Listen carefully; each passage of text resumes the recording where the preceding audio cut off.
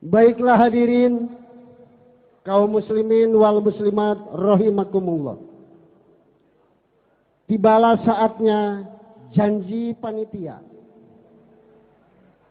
akan mendatangkan dai sejuta umat sepanjang sejarah Masjid Al-Istiqlaliyah. Baru pada malam hari inilah kita akan bermuajahah dengan Al-Mukarram Kiai Haji Zainuddin MZ, Kiai Haji Gu Internasional.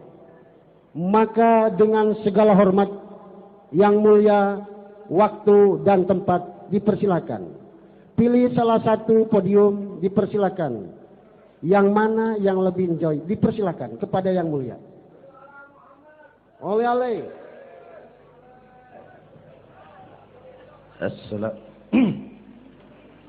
Assalamualaikum warahmatullahi wabarakatuh.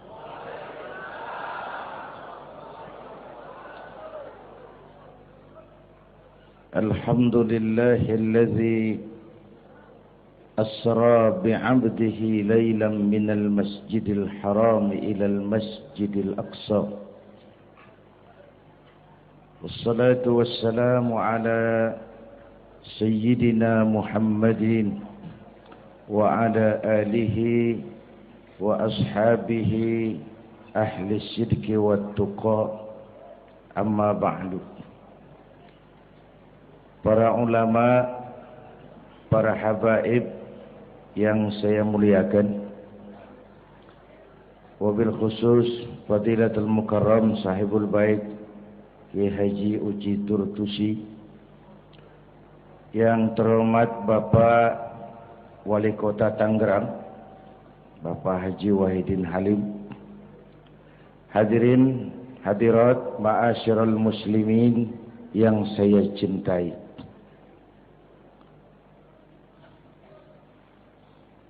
Pertama, Isra dan Mi'raj adalah peristiwa besar yang hanya bisa diterima dengan iman. Peristiwa ini bukan tidak masuk otak. Otaknya kekecilan untuk memahami peristiwa sebesar Isra dan Mi'raj. Satu perjalanan yang sangat jauh ditempuh dalam waktu yang amat singkat. Menurut otak tidak mungkin. Menurut kebiasaan tidak bisa. Menurut pengetahuan impossible. Menurut iman apa yang tidak bisa kalau Allah yang mau. Itulah sebabnya peristiwa yang dahsyat ini menurunkan perintah solat sebagai sandaran vertikal bahwa kita memang perlu Allah. Kita memang perlu Allah. Itu sebabnya tempo hari lewat TV saya katakan hidup yang paling tenang itu hidup model tukang parkir. Baik tingali itu. Oh, pakai tingali. Tukang parkir di pasar, coba lihat. Biar mobil banyak, mereknya bagus-bagus, nggak pernah sombong. Belum selesai, dengerin dulu, belum selesai. Nanti mobil pergi satu demi satu, habis sama sekali. Dia nggak sedih. Mobil banyak nggak sombong, mobil habis nggak sedih. Kunaon? Apa kunaon? Lah, sapoho deui. Kenapa bisa begitu? Ini nyengir tapi mikir, Pak. Ada muatan ini. Tukang parkir tidak merasa memiliki, tapi merasa dititipi. Siapapun yang merasa memiliki, mesti takut kehilangan. Tapi kalau merasa dititipi, jabatan, harta, anak, istri, itu semua sekadar titipan, hiduplah seperti tukang parkir. Pertama, titipan tidak boleh bikin kita jadi sombong. Dititipin kok sombong, nggak pantas dong. Pak Zainuddin titip mobil ya, silakan. Yang punya mobil pergi, saya petatang, peteteng. Emangnya mobil kamu? Orang cuma nitip, dititipi kok sombong. Ada orang dititipi jabatan oleh Allah, sombong. Ada enggak? Ada enggak? Ada. Namanya Fir'aun. Itu pejabat-pejabat sombong, anak buah Fir'aun semua.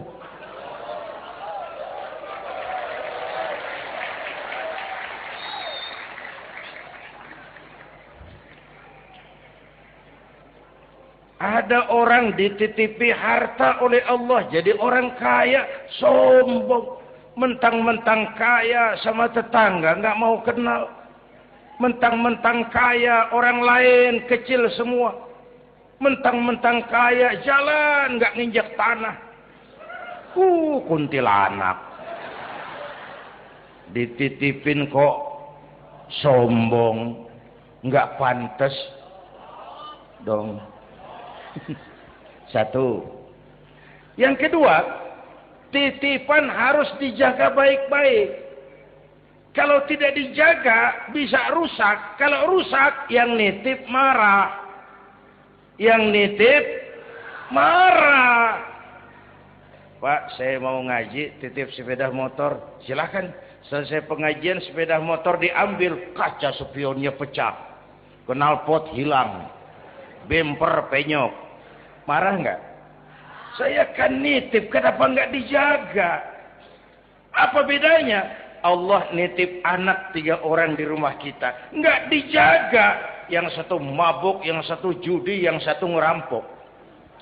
Yang nitip marah. Allah nitip harta kepada kita, jadi orang kaya, supaya bantu pesantren, bangun rumah sakit, bantu yatim, tolong yang lemah, bela yang perlu. Pelitnya 17 setan. Yang nitip marah. Sudah nggak pakai dong. Sekarang yang makro. Allah titip Indonesia. Hai rakyat, ini Indonesia. Aku titip, kata Allah. Ini titipan mahal karena ditebus dengan keringat, air mata, darah, dan nyawa. Aku titip Indonesia. Ini negara besar. Buminya subur. Di bawah perut buminya ada gas, minyak, batu bara. Kekayaan negeri ini dikuasai oleh negara. Tapi harus digunakan bagi sebesar-besar kemakmuran rakyat. Itu amanat.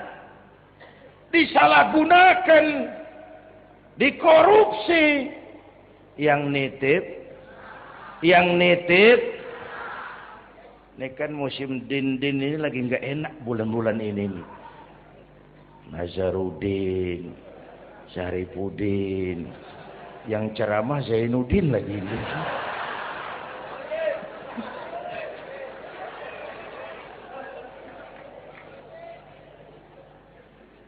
Yang nitip marah.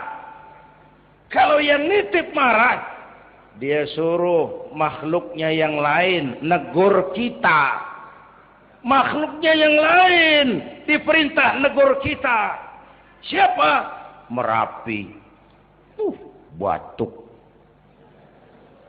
Bromo muntah, Semeru demam, Anak Krakatau menggigil, angin puting beliung, banjir di mana-mana, gempa, longsor, hujan es. Kebayoran hujan es. Tetangga saya udah nyiapin sirup, mau hujan es. Innalillahi wa inna ilaihi rajiun. Angin teh makhluk, mang. Air makhluk, gunung makhluk, Tidak mungkin makhluk bergerak sendiri. Eta teh Merapi teh demo, Mang, demo. Kalau kita rakyat kecil demo, Satpol PP turun. Kalau Merapi demo, siapa yang mau ngademin? Mbah Marijan. Selesai. Mbah Marijan udah kumpul sama Mbah Surip. Di alam barzah tuh. Udah rapat saya dengar. Kata Mbah Surip, tenang saja Mbah Marijan, tak gendong. Aman.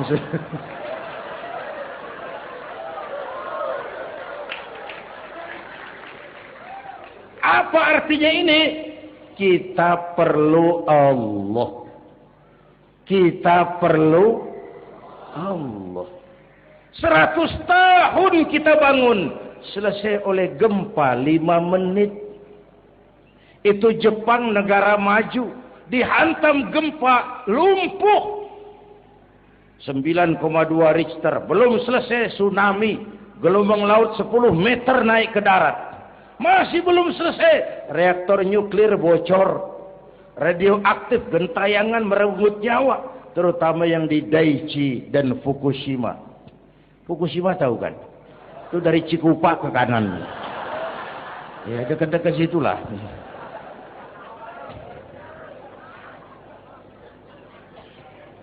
Kita perlu Allah.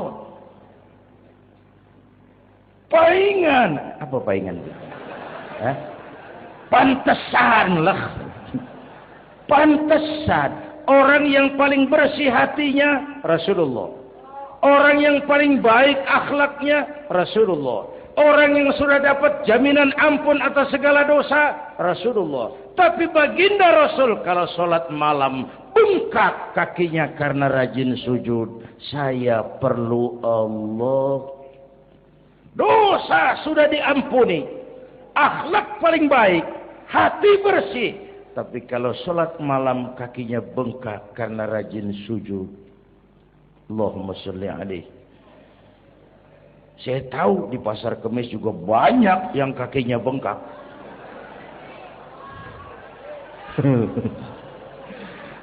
Kita perlu Allah. Itulah sebabnya dengan Isra Mi'raj turun perintah sholat agar kita punya senderan. Saya senderan ke tiang, tiangnya roboh, saya jatuh. Saya senderan ke tembok, temboknya ambruk, saya jatuh. Saya senderan sama orang kaya, dia jatuh miskin, saya selesai. Saya senderan sama jenderal, dia pensiun, saya selesai. Tapi kalau saya senderan kepada Allah, Allah tidak akan pernah miskin. Tidak akan pernah berkurang kekuasaannya. Tidak akan pernah lumpuh dan seterusnya. Karena itu memperingati Isra Mi'raj, ayo dengan semangat memantapkan keimanan. Ini zaman entertain. Orang pada pinter bikin bungkusan. Hati-hati sekarang banyak minyak babi cap unta. Sekarang ini kiai sama dukun tipis bedanya. Tuh kalau muncul di TV kadang-kadang kita bingung, kiai apa dukun sih? Pemburu hantu pakai sorban. Ntar kiai gue suruh pakai helm. Atribut aja udah kacau sekarang. Ini zaman entertain, orang pandai bikin bungkusan. Maka kembali kepada ajaran agama, kita harus disiplin. Semua konsep agama muaranya disiplin. Syahadat, apa? Disiplin akidah. Saya bersaksi tidak Tuhan selain Allah. Kalau begitu, saya tidak akan menyembah kecuali hanya kepada Allah. Saya tidak akan menyekutukannya dengan sesuatu pun. Lalu, saya bersaksi Nabi Muhammad utusan Allah. Kemudian, Nabi terakhir. Lalu, tidak ada Nabi sesudah beliau. Harga mati, titik. Disiplin. Berapa kali kita sudah dibohongi Nabi pandemi palsu? Mulai dari Ahmad Musaddiq ya, pelatih badminton jadi nabi. Innalillahi wa inna ilaihi raji'un. Dapat wahyu di Bogor. Padahal di Bogor biasanya orang dapat talas itu. Dapat wahyu. Ditangkap polisi 4 tahun dihukum. Selesai dia rancai kek Bandung. Namanya Zayuti, tukang cukur. Ngaku dapat wahyu jadi nabi lagi. Dan anehnya ada aja yang ikut. Selesai lalu pindah ke Jakarta, Lia Edan. Ngaku Jibril. Ditangkap di polisi, dihukum 2 tahun. 3 bulan lalu sudah bebas. Ditangkap, paling hebat polisi kita itu. Bukan cuma teroris, Jibril. Di mana di dunia ada polisi nangkap Jibril kalau bukan?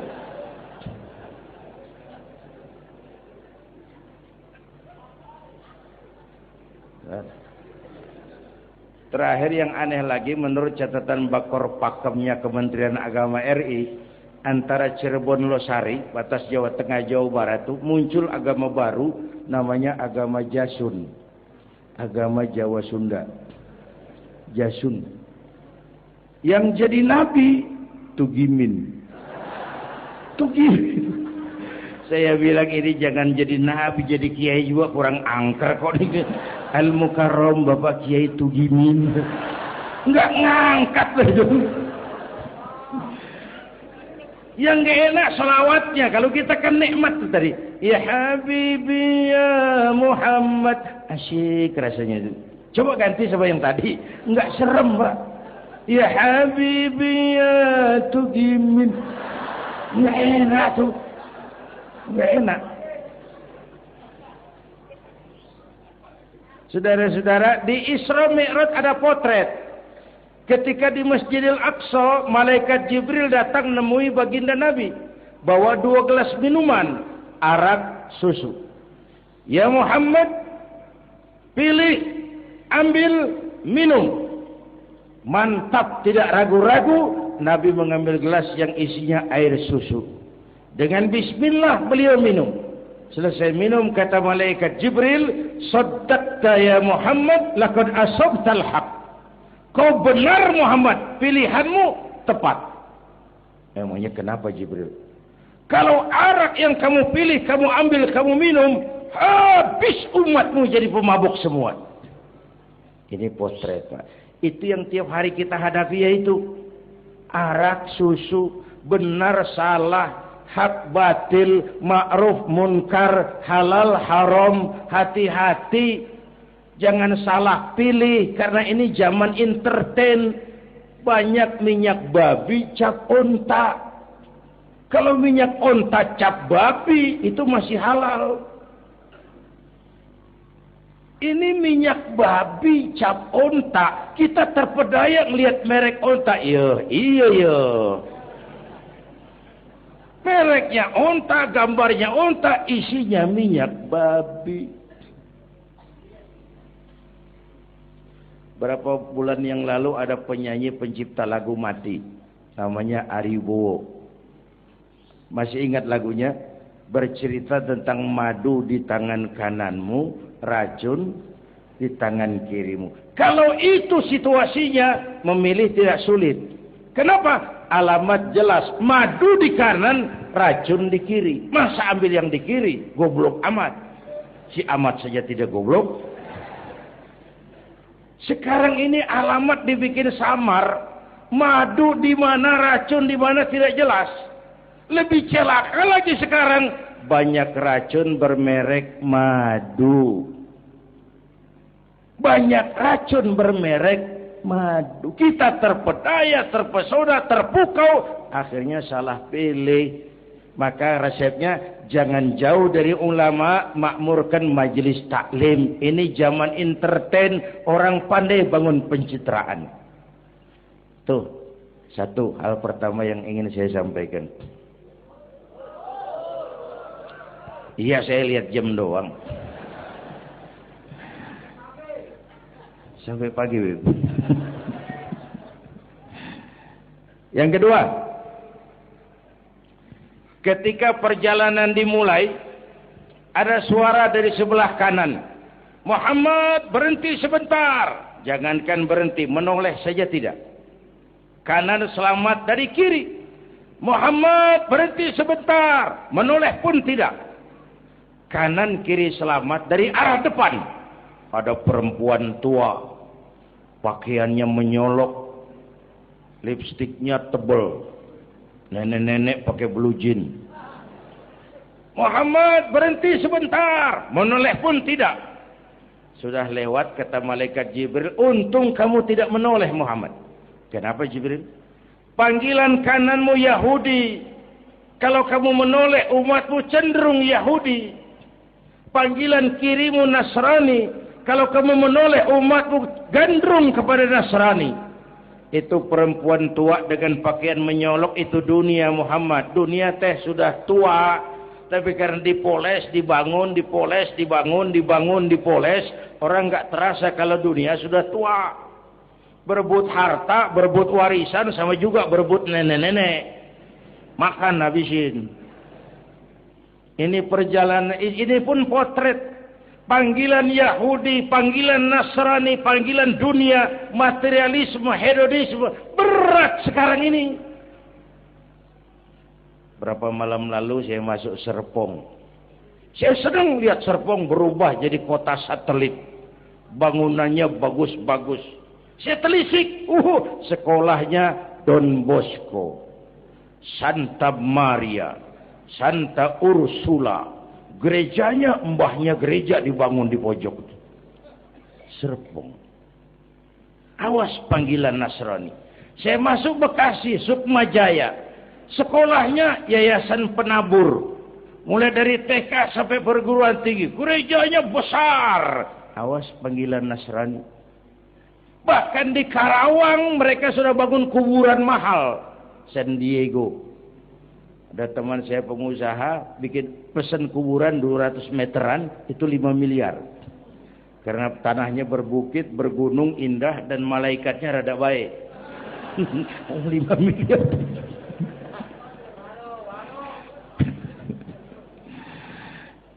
Panggilan Yahudi, siapa membantah? Yahudi itu menguasai ekonomi dunia. Di Amerika itu tidak ada orang bisa masuk gedung putih jadi presiden tanpa dukungan Yahudi. Menentukan. Bahkan roda ekonomi dunia sekarang ini diwarnai oleh Yahudi. Israel itu Amerika kecil. Amerika itu Israel besar. Lalu panggilan Nasrani. Dengan segala gaya dan dana. Dan terakhir panggilan materialisme dunia. Panggilan hedonisme, panggilan materialisme. Menghadapi panggilan-panggilan ini, ayo kita umat Islam luruskan saf, rapatkan barisan, jangan jauh dari ulama, makmurkan majelis taklim. Itu yang kedua. Yang ketiga, Haram Aqsa. Ini perjalanan vertikal katanya. Aqsa Aras ini perjalanan vertikal. Haram Aqsa perjalanan horizontal. Aqsa Aras perjalanan vertikal. Hablum minan nas, hablum minallah. Isra Mi'raj mau ingatkan kita, semua kita perantau di dunia ini. Perantau harus pulang. Orang yang selesai merantau di dunia disebut telah pulang ke rahmatullah. Kenapa pulang? Perantau, nggak boleh netep.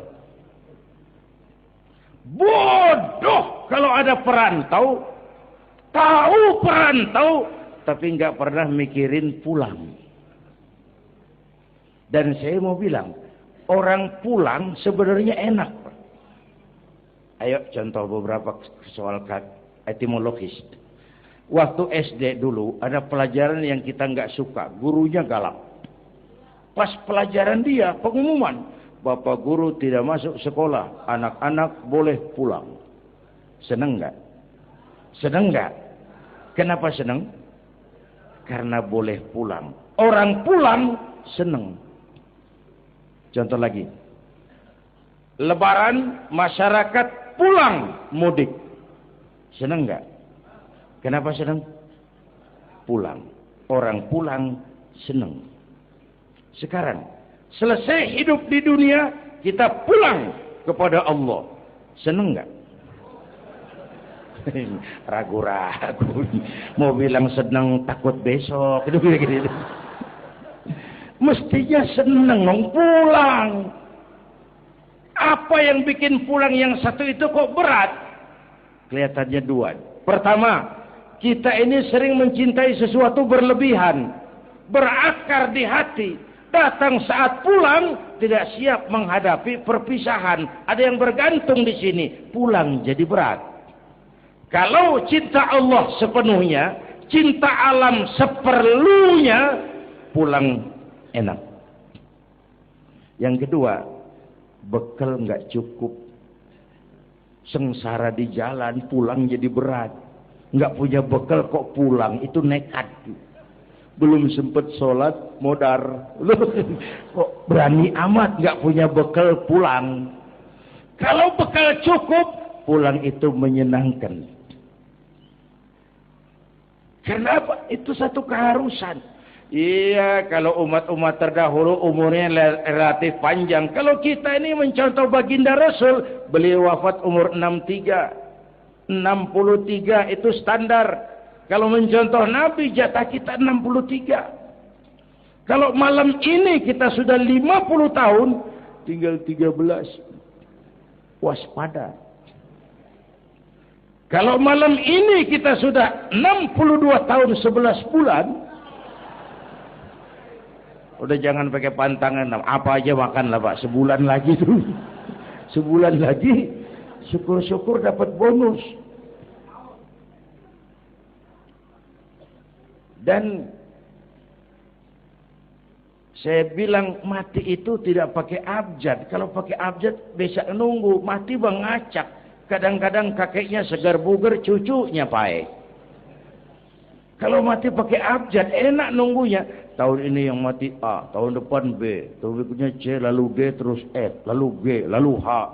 Saya Z. Repot saya, nggak ada yang ngurus, orang udah habis.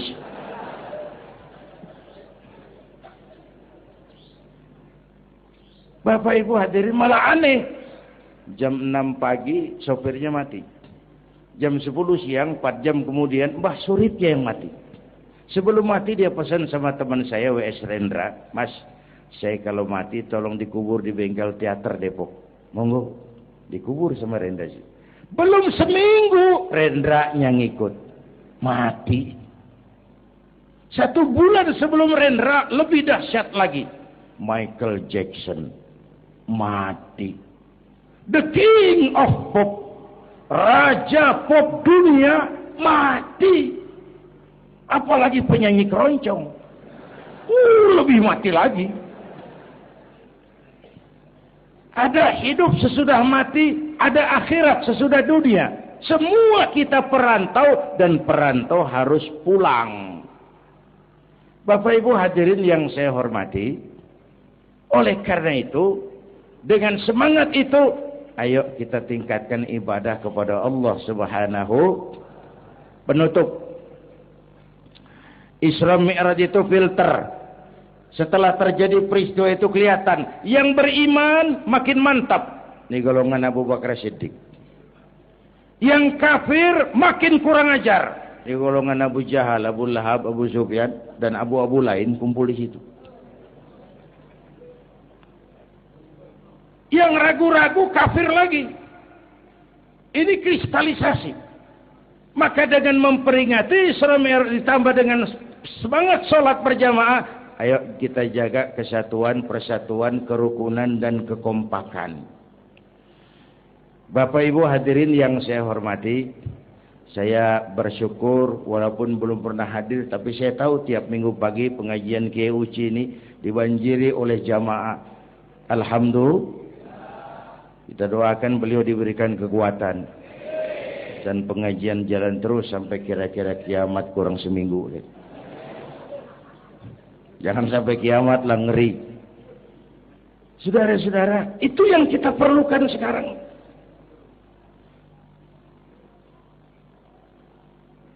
Menjaga semangat kebersamaan seperti diajarkan di masjid ini. Coba baik tingali akhlak masjid. Siapapun masuk masjid, copot sendal, buka sepatu.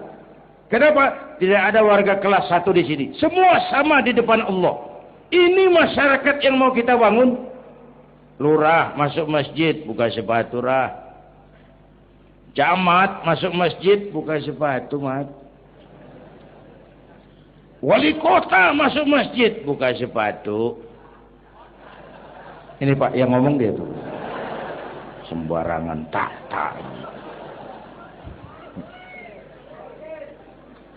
Gubernur masuk masjid, buka sepatu nur. Presiden masuk masjid, buka sepatu den. Ini masyarakat yang mau kita bangun. Kan keadilan di negeri kita ini masih mahal. Hukum masih sering seperti pisau, tajam ke bawah, tumpul ke atas. Kalau yang kecil salah, hukum cepat-cepat ditegakkan. Yang besar salah, cicing wae pura-pura tenyaho. Itu yang melukai rasa keadilan. Bapak Ibu hadirin yang saya hormati, itu yang melukai rasa keadilan. Kalau mau lapor kehilangan ayam, itu harus jual kambing. Ingin menang berperkara, jual sapi. Ngurusin ayam hilang kok jual kambing, jual sapi. Itu harga keadilan yang harus kita bayar. Karena itu ke depan belajar dari sejarah. Kita bukan cuma perlu pemimpin pinter, tapi juga benar. Malahan lebih baik benar enggak tapi pintar ketimbang pintar tapi enggak benar. Capek dibohongi pemimpin yang cuma pintar tapi enggak benar. Disuruh ngurus beras malah nimbun beras. Disuruh ngurus laut jadi bajak laut. Disuruh ngurus hutan rame-rame jadi orang hutan. Gitu. Kita rindu munculnya sosok-sosok macam Umar bin Abdul Aziz. Punten nih. Itu Umar bin Abdul Aziz waktu terpilih jadi khalifah, yang pertama diucapkan innalillahi wa inna ilaihi raji'un. Terpilih jadi presiden bukan alhamdulillah, innalillah. Pagi dilantik, malam pesta. Pesta apa? Dangdut? Enggak. Pesta air mata. Di mana? Di mihrab dalam masjid. Sujud sambil berlinang air mata. Istrinya tanya, "Bang?" "Iya sayang." "Oh, udah dengerin aja ah. Orang improvisasi." "Iya sayang. Abang kan sekarang jadi khalifah." "Kenapa nangis?" "Itu Fatimah. Itu sebabnya saya nangis karena saya dipilih aklamasi secara sebagai khalifah. Setelah jadi pemimpin yang terbayang oleh saya, yatim piatu yang merintih kelaparan, janda-janda tua yang perlu bantuan, rakyat saya yang belum bisa menemukan haknya secara wajar, saya takut saya zalim kepada mereka. Saya nangis mohon pertolongan Allah." Pagi dilantik, malam pesta, tahajud. Esok harinya karena pemimpin baru, banyaklah pejabat-pejabat gubernur cari muka. Namanya presiden baru, ada yang kirim emas, pakaian mahal, berlian, mutiara, dikumpulkan sama istrinya. Umar tanya, "Fatimah?" "Iya bang." "Banyak hadiah yang kau terima?" "Banyak bang, intan, berlian, mutiara, emas." "Kau senang?" "Saya senang bang." "Oke, kalau kau senang itu hadiah intan, berlian, mutiara, kumpulkan sebanyak-banyaknya dan besok kita cerai. Tapi kalau kau sayang saya, itu hadiah intan, berlian, mutiara, jual. Uangnya masukkan baitul mal untuk ngurus rakyat kita." Apa jawab istrinya? Istrinya pun istri beriman, gak mentang-mentang istri pejabat lalu ikut-ikutan borong proyek suaminya. Kata Fatimah, "Abang?" "Iya sayang." "Apalah artinya intan berlian tanpa engkau di sisiku bang?"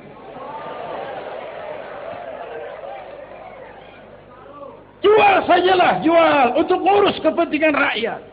Yang nyata-nyata hadiah pribadi dijual ngurusi rakyat." Jangan yang sudah nyata-nyata milik rakyat masih disunatan.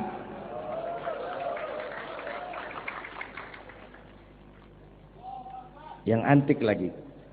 Satu malam beliau kerja di kamar. Pakai lampu templok. Nulis. Datang seorang tamu. Assalamualaikum ya Amirul Mukminin. Waalaikumsalam. Silakan duduk. Ada apa? Enggak, cuma mau ngobrol. Ngobrol. Urusan pribadi khalifah, kita kan teman lama. Oke, baik. Beliau berdiri, lampunya dipadamkan.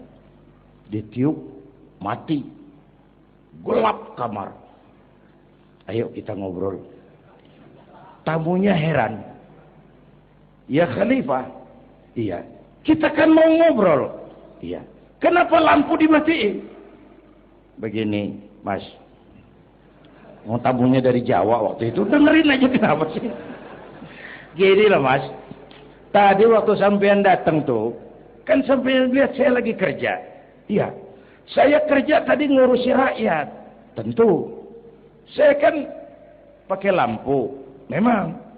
Lampunya kan pakai minyak. Pasti. Minyaknya kan beli. Iyalah. Belinya pakai uang. Tentu. Uangnya uang rakyat. Kita mau ngobrol urusan pribadi. Nggak usah pakai minyak rakyat, Mas. Ayo ngobrol sampai subuh ini.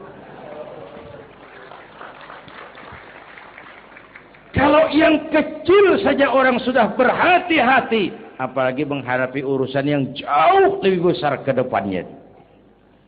Bapak Ibu hadirin yang saya hormati. Oleh karena itu, kita memerlukan semangat kebersamaan. Walaupun tidak harus selalu bersama-sama. Ini adalah potret terakhir. Baginda Nabi di awal-awal perjuangan didampingi 5 figur utama. Pertama, Nabi punya Sayyidina Abu Bakar Siddiq. Ini sahabat merangkap mertua. Orang tua bijaksana, tempat Nabi tukar pikiran. Kampung itu enak kalau ada yang dituain. Yang kedua, beliau punya Umar bin Khattab, Al-Futuhat Al-Islamiyah. Imam tapi jenderal, jenderal tapi imam. Gagah, berani untuk Islam. Selesai? Belum. Yang ketiga, Nabi punya Utsman bin Affan. Pengusaha tapi santri, penyandang dana. Umat akan maju kalau banyak punya Utsman. Yang keempat, Nabi punya Ali bin Abi Thalib. Tokoh muda, tapi intelek. Yang kelima, beliau punya Khadijah binti Khuwailid. 5 figur utama, bahu-membahu, membantu perjuangan Nabi. Begitulah kita berjuang. Mesti punya segala hal. Mesti punya senjata yang namanya golok, gergaji, pisau, silet. Harus punya. Kapan makainya? Lihat lawannya. Yang kamu hadapi apa? Kumis, Pak. Silet turun. Yang kamu hadapi apa? Akar kayu nangka, Pak. Kampak maju. Ini kita sering emosi nggak para rugu. Yang dihadapin kumis, kampak yang maju. Urusan nggak selesai, bibir bongkar, Pak. Anak-anak muda nggak cukup dibakar emosinya. Berani harus, nekat jangan. Berkorban siap, konyol nanti dulu. Mati syahid, ayo. Mati sangit, jangan. Berani sama nekat tipis loh bedanya. Berani harus, nekat jangan. Berkorban siap, konyol nanti dulu. Bapak Ibu hadirin yang saya hormati, dengan semangat kebersamaan, saya yakin kita bisa berbuat lebih banyak. Inilah barangkali sekelumit ikut tasyakur saya. Mudah-mudahan ada manfaatnya buat kita semua. Lebih kurang mohon maaf. Usikum wa iyaya bitaqwallah. Aqulu qawli hadza. Wassalamualaikum warahmatullahi wabarakatuh.